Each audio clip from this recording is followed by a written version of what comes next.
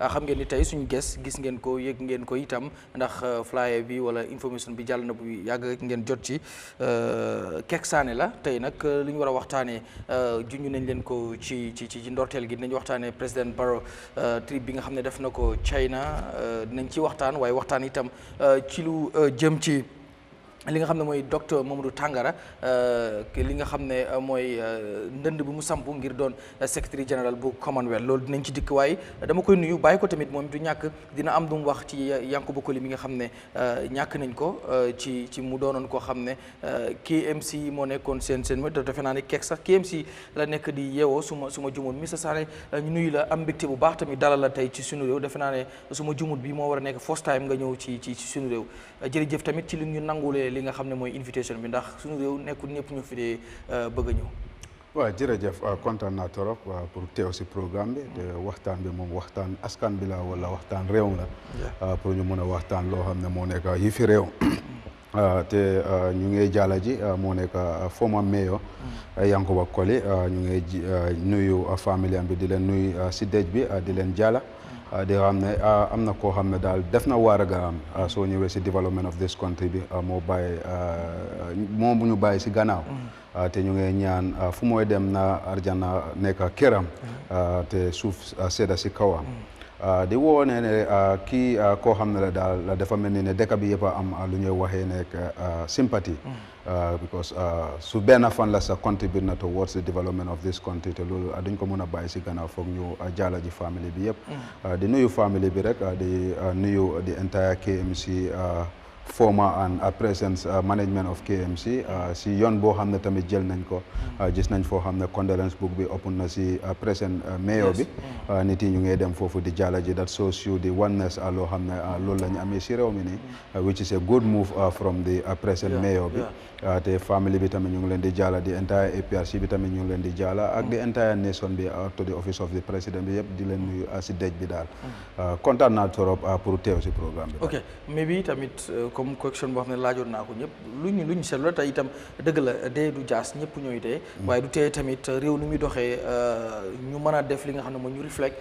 ci luy xew lan lañ ci mën a jàngatee tamit gis nañ ñu bari du ñuy fajoo ci réew mi ndax barabu fajukaay ñu bari ñu ngi ciy dut baaraam ne nu mu war a demeewut ko te itam boo xoolee ñu ngi wax ndembaan lu fay xew arfitier ci yeneen barab yoo xam ne mu ngi noonu soo ban jàngat nga am ci loolu ak nguur gi da nga foog ne war nañ gën a mën a yokk seen loxo ci lu jëm ci wàllu barabu fajukaay yi. waaw loolu dafa over important trop because comme luñ koy waxee nag healthy nation moo nekk di wealthy nation dëgg balaa ngay wax ne ñu ngi wax ay développement ak yëpp health dafa war a important number one priority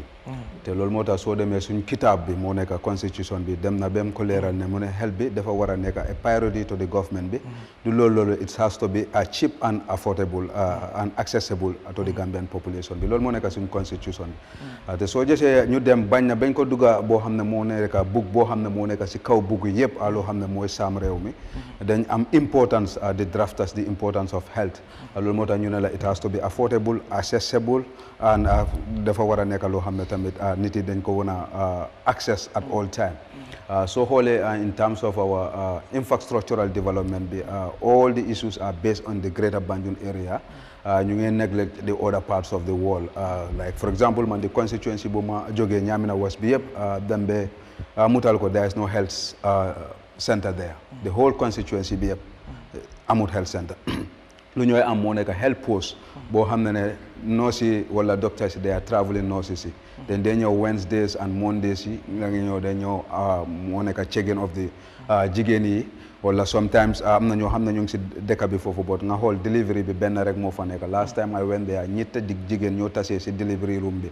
pour war a deliver but because of they have only one place boo xam ne foofu la so all the two has to sit down and wait ba kenn bi mu nekk foofu and ñun has the constituency ñu seet suñ boppa we expand it to 4 but not from the state coffers from our individual efforts ñu def ko te loi bi ñu ngi laa wane le KMC di fay tax any citizens loolu la the people of Ñaamina West are paying tax and the law is very clear in terms of distribution of state resources we have to be equal so doo mën a jox a whole of a constituency without no health center lu ñu fa nekk whole health post yi la nga by Greater Banjul you count every 2 steps you have a hospital like Ndembane is here you have the Banjul Hospital, you have the Edward Bundu Maternity Ward. I'm got so many places, but in the provinces, a whole constituencies, even a health center, a major health center, for like the people of Nyamina West, Bedankunku, and all these people, if they have to walk kilometers to Bansang, Wallanga Wara dem Basse Hospital, ak Jakal Bohamne was a private hospital, Bohamne Mungfa. So then I just in terms of certain deaths you have happen in this country, access to health facility be cost to the death of people because of the distance you have they cover. The person is in a critical condition, and forced attendance is very, very important in terms of need to a certain disease you have the new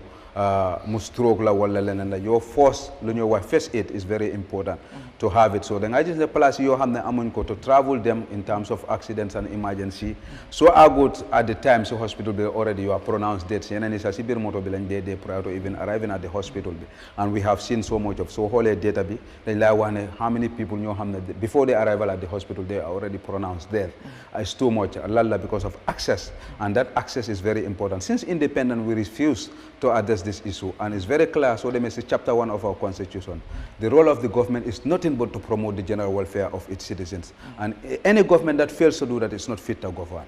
So we cannot just take excuses from any government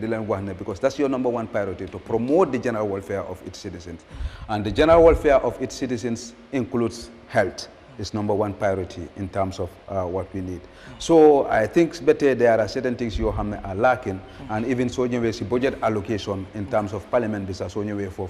certain amounts you just they go to other sectors you have they are no key priority when it comes to development of the country compared to the health sector. Better much is needed in terms of how do we improve our health service, and unless we do that we'll always have this type of problem. So the people have to be traveling overseas. Now people know that they are from poor background, they cannot afford to go overseas treatment. Now they will go to the hospital and go back and sit and wait for their time to go and answer to the Almighty, because they cannot afford to even travel outside Senegal. It's just a closed door. And you look at the amount of our people that are traveling to Senegal and other parts of the world to go and look for treatment. Even if we could have invest in that and all those major diseases you have encountering our citizens, so that we cure them here. So they are all serious we can go, but then I just feel even sometimes scanning machine is a problem in our health hospital. So Lulu, there will be no excuse in terms of that. So I think we need to invest into the health sector of our country.